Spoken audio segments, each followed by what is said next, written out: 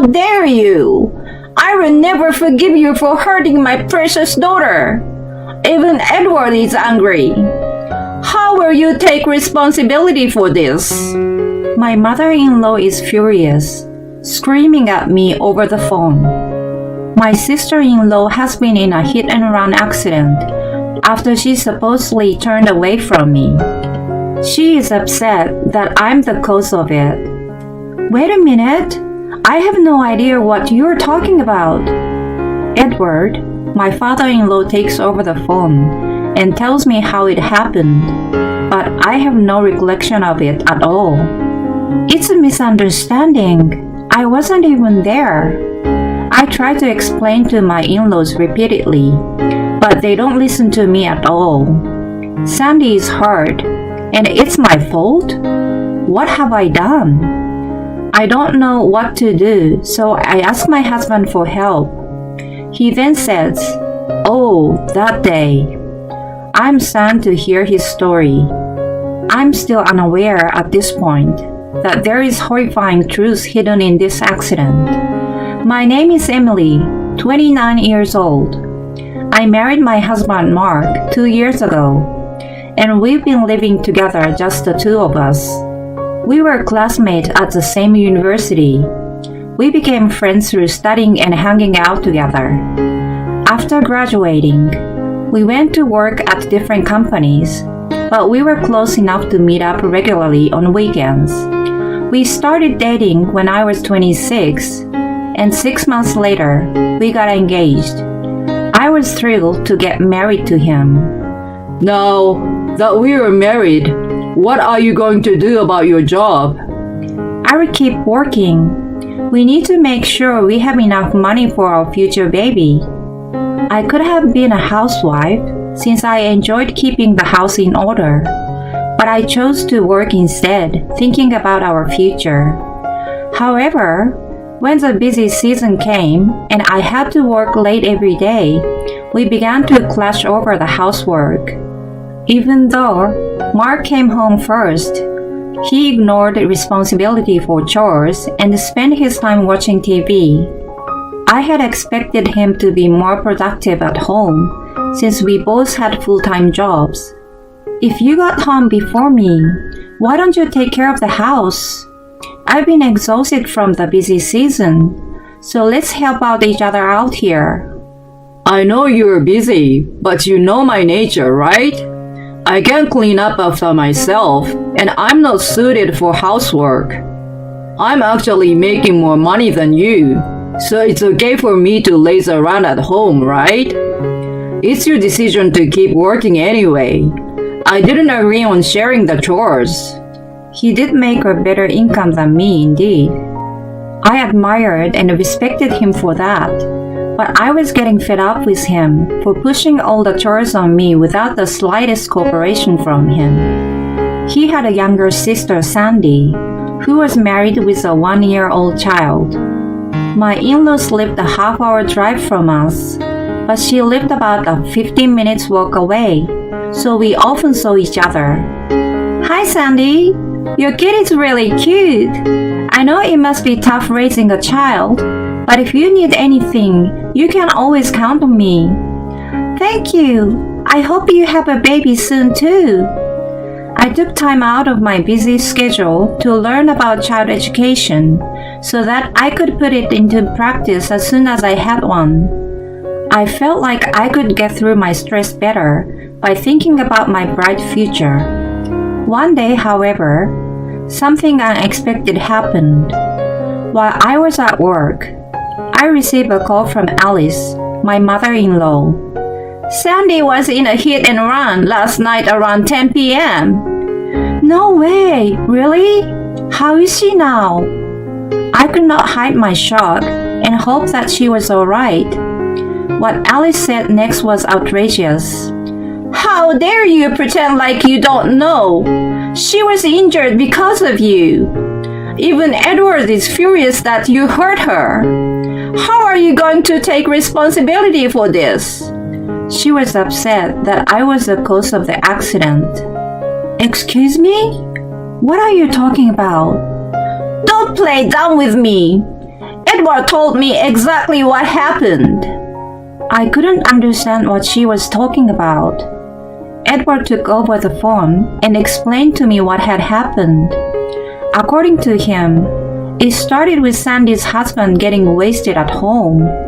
He started ranting and raving about the child's cry, and even went so far as to throw things around.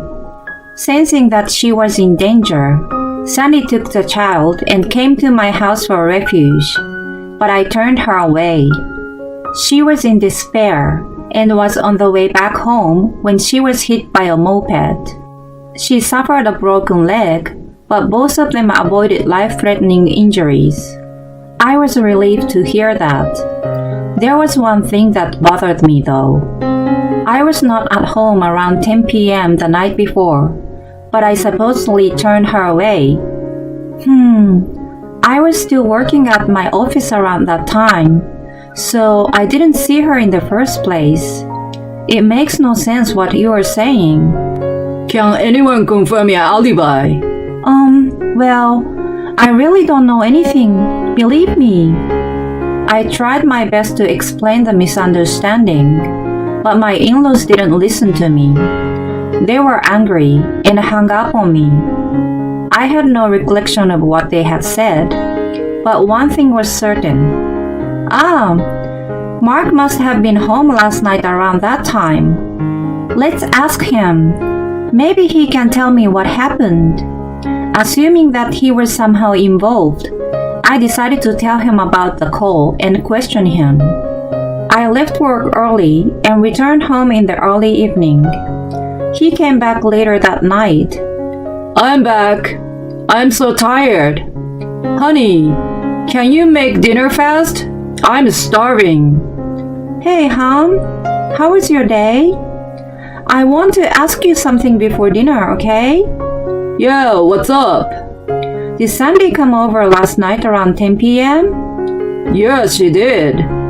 So it was true that she showed up at our house. She must have been running with her kid in tow, 'cause she was out of breath. And did you let them in? No, I didn't. The TV show was just getting better. I was speechless at his selfish reason for not letting them in. What kind of excuse is that? You couldn't let them in regardless of the TV or whatever, right? Oh, but you remember? You told me not to let them see the messy house when she comes over, didn't you? If I had let them in, you must have been mad at me. It's your fault for not cleaning. I was just following what you told me to do. He countered with a smart-ass comment. If anything, you should be thanking me for not making you look like a useless housewife who can't even clean. He was getting smug. You really refuse to clean up after yourself, do you? I did say that before, but under the circumstances, you should have let her in, don't you think? She needed refuge because of her husband's violent outburst. You turned her away, and then she got into an accident. You may not be directly responsible, but you're at least a little bit at fault. I blamed him, but he showed no sign of remorse. You were just being nice when you told her to count on you for anything, right? The moped that ran over her was at fault anyway. It was her fault too for walking around aimlessly at night. I just refused to let her in. I don't see why I should be blamed for it. Most importantly, she survived, so let's not talk about it anymore. He ended the conversation forcefully with a snicker and went out to get something at a deli. I noticed that there was a discrepancy between what he said and what my in-laws had told me. I immediately called my in-laws and explained everything he said. Mark just told me about last night. It seems that he was the only one at home and turned Sandy away. I guess this proves that I was not at home, right? Can you still say it was my fault? I thought it was enough to clear my name, but Edward insisted. How can I believe such a thing? You are such a coward. You are just trying to get away by blaming Mark. He still blamed me and didn't want to hear any of my argument after that. I assumed he didn't want to believe that his son was at fault for hurting another beloved family member. I got it, but I could not just back down. 3 days later, I went to my in-laws' house. I was determined to prove that I was not at home that night and that I was nothing but innocent. After explaining the situation to my supervisor, I got my time card and a still image of me working in the office at the time of the accident. I had enough proof. When I arrived at their house, I explained the reason for my visit. Thank you for taking the time to see me today. During our phone call the other day, you accused me of turning Sandy away. I would like to clear my name here today. Well, you sound confident. I see. Let's hear it. Sandy was also present with a cast on her leg. I explained to them about the night of the accident. How about it now? Is there anything you're still bothered about? Then Sandy said, I was sure that you were at home. I was perplexed to see her, truly looking confused. Well, I didn't really see you, but I heard a woman humming in the bathroom. Mark went to ask you if we could come in. You supposedly said no, so we turned away. Hold on a second. Who was the woman in the bathroom? I called Mark to come over quickly, and the family members crowded around him intently. Oh, come on. You're still talking about it. I only turned her away because Emily told me to. It wasn't my fault. He still showed an unchanging attitude. Sandy said there was a woman in the bathroom. Who was she? She's just a friend. She was helping me clean up because you were neglecting your chores. It's your fault after all, for causing me trouble to get help from her. He insisted that he had nothing to do with the accident. You know, I didn't want to show you these right here, but you recognize them, don't you? I presented pictures to them. Those were of a strand of hair that was not mine on the bed, and of a used condom that he forgot to put away. Mark broke out in a cold sweat. You sent Sandy away, and when I came home, you were sleeping on the sofa in the living room. I thought you would catch your cold, so I went into the bedroom to get a blanket. I found the hair and the condom there. Your untidy nature got the best of you. Did you seriously think that I wouldn't find out? He had turned Sandy away because he didn't want us to find out about the affair. He was unable to say anything in the face of conclusive evidence. Apparently, he had been seeing his adulteress every day, taking advantage of the fact that I had been working overtime. He brought her home for the first time that night because he was running out of money before payday. While everyone was in an uproar over his affair, I received a call. I asked one of our neighbors who had a surveillance camera to check the footage of the time Sandy came over. It showed that a short time after Sandy left, a moped came out of my driveway at a great speed. Wait! No way! The driver of the moped it was the adulteress. It turned out that the person who hit and injured Sandy was Mark's lover. The truth about the accident was revealed, and the case was settled. My in-laws and I were outraged that Mark was the culprit in all of that. I don't remember raising you to be like this. You can't take care of your sister or wife, and you can't even clean after yourself. You can't even get ahead in life. You really are the worst brother. Do you know how hard Emily works at her job and takes care of her home? Not only does she do all that, but she helps me as well. She's a way better person than you. I am ashamed to be the sister of an idiot. I'm not going to stay with you after this.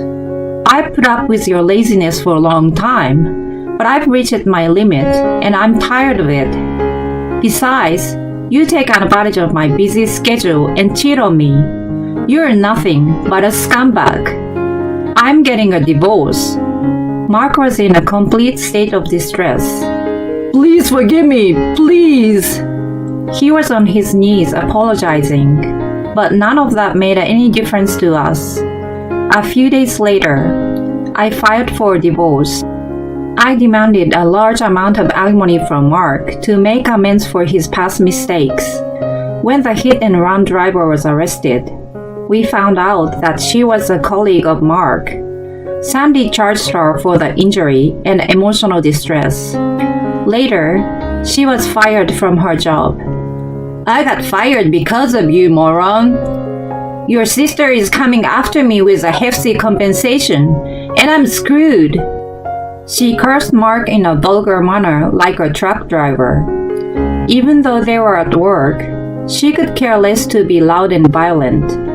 Mark had blamed me for everything and didn't have a gut to argue against her.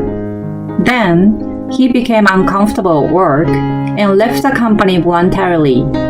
He spent way too much on the adulteress that his savings were almost gone. He couldn't afford to pay the alimony and was having a hard time finding a new job.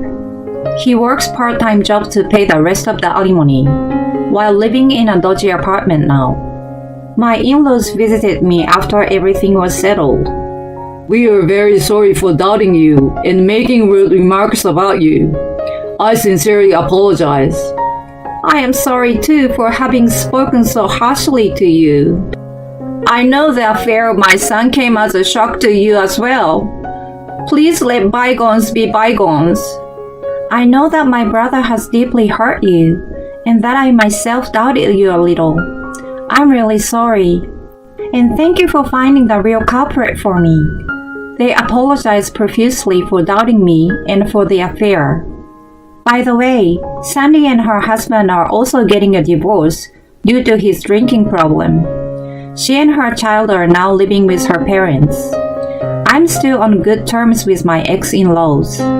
Mark blamed others for all of his mistakes, which came back to hurt him later on. I should honestly admit my mistakes and live my life with pride so that I can move on to the next chapter.